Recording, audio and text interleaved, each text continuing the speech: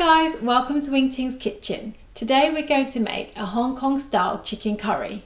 And if you still have your radish left over from last week, it's time to put it to good use. This dish is popular in Hong Kong, but it's not the same as the chicken curry you get in your Chinese takeaway, but it's still perfect with a bowl of rice. So let's get started. You will need 4 chicken thighs, 2 potatoes, 1 onion, 2 carrots, half a daikon radish, 1½ tablespoons of curry powder, 2 teaspoons of soy sauce, 2 teaspoons of sugar, 1½ teaspoons of salt, 1½ tablespoons of corn flour, 150 milliliters of coconut milk, oil for frying, and 300 milliliters of water. First we will dry the chicken thighs with a paper towel and cut them in half. If you don't want to cut through the bone, you can leave them whole, but it will take longer to cook. If the chicken has extra bits of fat and skin, cut that off too. Then we will marinate the chicken with 1 teaspoon of soy sauce, 1 teaspoon of sugar, a pinch of salt, and 1 teaspoon of corn flour. Then, using your hands, mix it well. Leave this to one side and we'll prepare the vegetables. Peel and cut the radish, carrots and potatoes.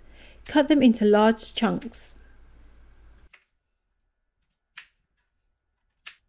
Cut the onion into small squares. Then leave these to one side. We will now semi-cook the potatoes and chicken. Heat up some oil and carefully put in your potatoes.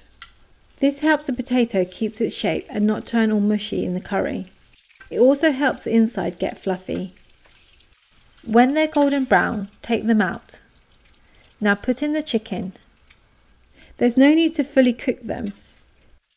Just fry them for a few minutes until the outside has changed colour. Doing this will make the chicken smoother. Remove the oil and using the same pan, add in the onions and give them a quick fry.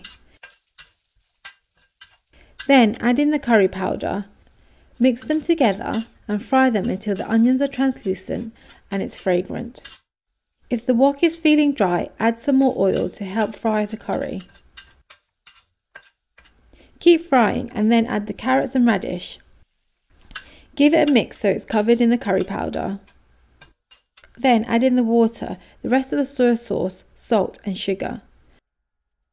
Turn up the heat and bring to a boil.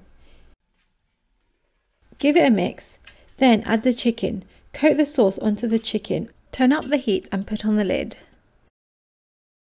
And bring to a boil. Lower the heat and add the potatoes and let it simmer for 15 minutes. But occasionally opening up the lid and giving it a stir. After 15 minutes, add the coconut milk and stir it in.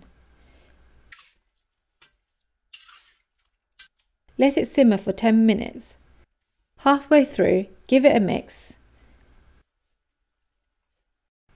After simmering for 10 minutes, give your curry a stir and a taste. Add any seasoning if necessary. I found my curry to be a bit thin, so to thicken it up, mix corn flour and water together in a bowl and then pour some into your curry. Let it cook so it can thicken.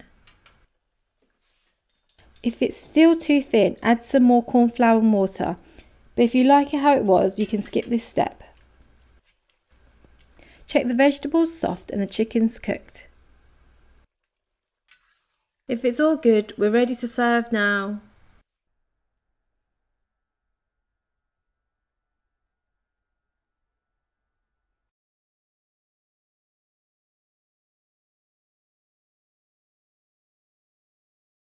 So here's my Hong Kong style chicken curry.